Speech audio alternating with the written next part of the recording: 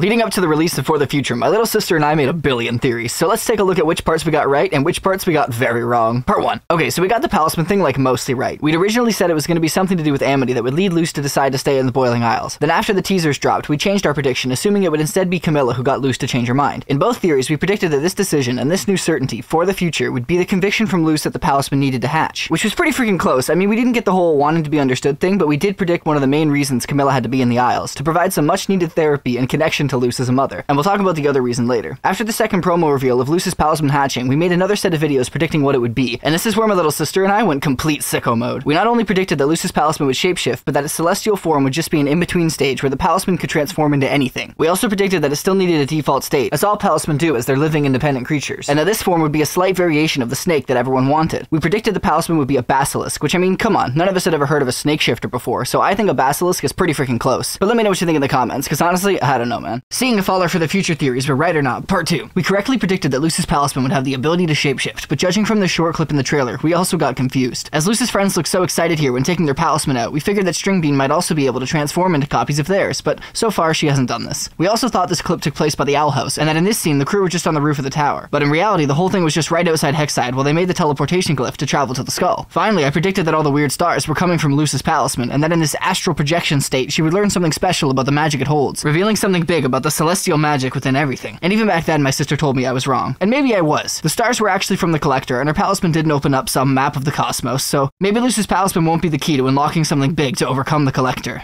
Or maybe it will.